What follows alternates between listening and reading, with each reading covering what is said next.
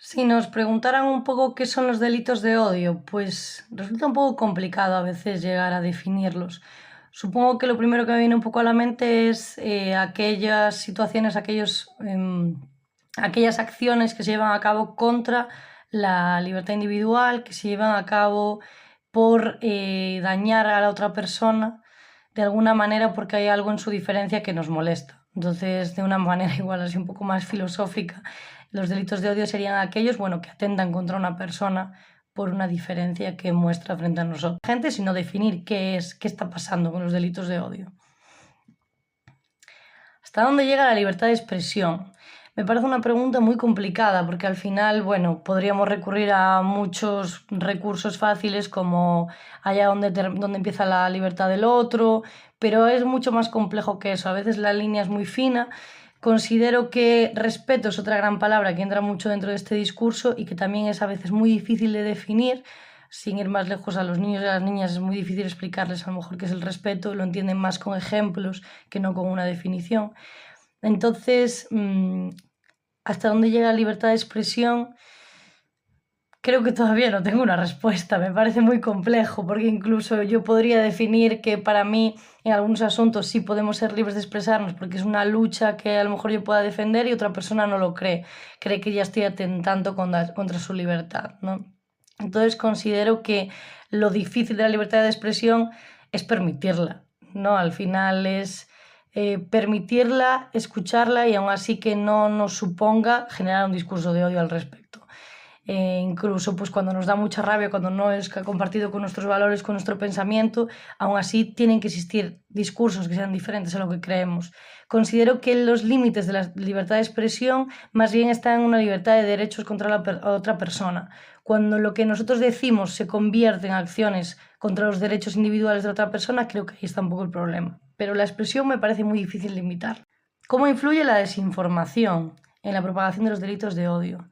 Bueno, es el germen de cultivo, ¿no? La desinformación lo que acrecenta son los miedos grupales, las inseguridades sociales y, como decimos a veces, pues bueno, la responsabilidad y el respeto no es algo que se haga viral o parece que no se hace viral. Sin embargo, las cosas que se ciñen a los discursos rápidos, muchas veces eso, carentes de una información de fondo y carentes de una conversación, porque suele ser información corta, directa y que no se replantea cosas, es la llama rápida. Entonces prende rápido y eso genera muchos más discursos de odio y da lugar a delitos de odio. Entonces considero que la desinformación es una mecha rápida para este tema. ¿Qué responsabilidad tienen en este caso las redes sociales? Pues que las redes sociales son los leños para aprender rápido, ¿no? Es la velocidad, es la falta de discurso y de diálogo, porque incluso ahora que empiezan a estar como mucho más en auge todos los podcasts, todas las entrevistas grabadas que podemos encontrarnos en Instagram y en distintos medios, aún así es contenido que llega directo y que no hay una discusión de vuelta. Es decir, yo puedo consumir un contenido sobre un debate que me puede hacer pensar, pero si yo no lo charlo luego con nadie, mi pensamiento se queda ahí y no vuelvo a ver una refutación de lo que yo pienso. Es decir, encuentro ejemplos, pero considero que eso, es simplemente el acto. Luego falta conversación dentro de la sociedad. Entonces creo que las redes sociales ahora mismo, bueno, por suerte están empezando a dar un poco más pie a estos discursos de preguntarse cosas, pero generalmente da un contenido cerrado. Entonces, al darnos un contenido cerrado, rápido, y además las cámaras de eco, como las llaman, que es que yo lo que me gusta, lo que me van a devolver mis redes sociales, me convierte en un círculo cerrado donde la desinformación va a aprender más rápido incluso. No conocemos las fuentes de dónde viene, ni nos lo replanteamos.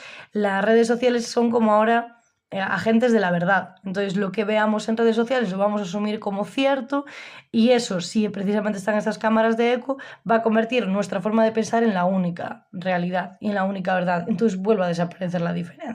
Y la diferencia es algo que, aunque vaya en contra de nuestros valores, es parte de la vida humana, de alguna manera. Si me pidieran una propuesta, ¿no?, para erradicar los delitos de odio y construir una sociedad inclusiva, estoy en un momento de mi vida en el que creo que hay que abogar por esa idea, pero hay que entender que no se alcance. O O sea, la diferencia, el no entendernos es algo que va a seguir ocurriendo. Entonces, si yo soy una persona que propongo y lucho contra los delitos de odio, obviamente va a haber alguien que piense diferente de mí.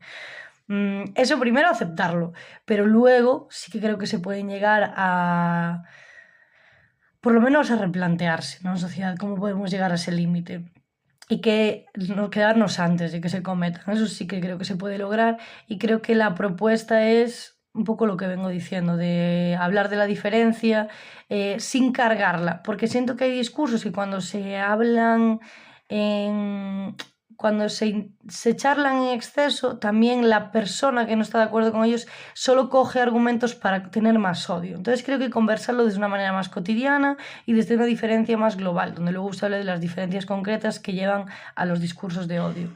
Pero bueno, es un poco como hablar, trabajar la diferencia. Y bueno, yo soy una defensora del ocio y tiempo libre, entonces por mi parte, trabajar desde la diversión y el juego en ámbitos y en ambientes que sean donde exista la disparidad, donde exista el conflicto, me refiero como discusión, ¿no? Como debate y no como conflicto real. Considero que si se trabaja desde un ambiente en el que pueda existir, nos conocemos, nos comprendemos, entendemos que somos personas diferentes y aún así hay partes de nosotros que pueden... mm, hay partes de nosotros que pueden... Es un poco mi manera de verlo. ¿Por qué es importante hablar de ellos? Considero que es muy relevante, sobre todo en la actualidad, porque las noticias no paran de estar cargadas de delitos que tienen que ver con el odio, con la ira hacia la otra persona, hacia el otro. No son delitos a lo mejor por una búsqueda de un recurso o un delito cometido pues contra una institución, sino que a veces también, pero bueno, más delitos a nivel interpersonal por esa dificultad de comprender la diferencia.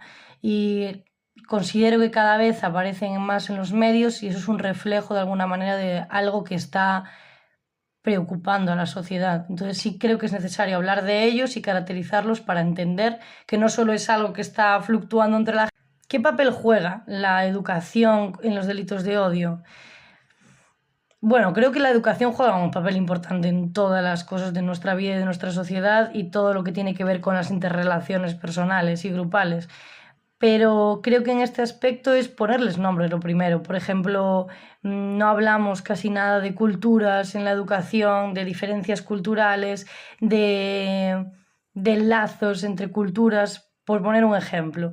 Creo que quizás la educación juega un rol importante ahí, en hablar de la diferencia, tratar la diferencia y de alguna manera asemejarla a que es algo que forma parte de la vida. Entonces creo que ahí entra un poquito la educación y en saber entender que cuando hay cosas que no entran en nuestra comprensión, aún así tenemos el derecho a dejarlas de existir, ¿no? Entonces creo que faltan discursos de comprensión y creo que ahí la educación podría tener un rol muy importante y lo tiene.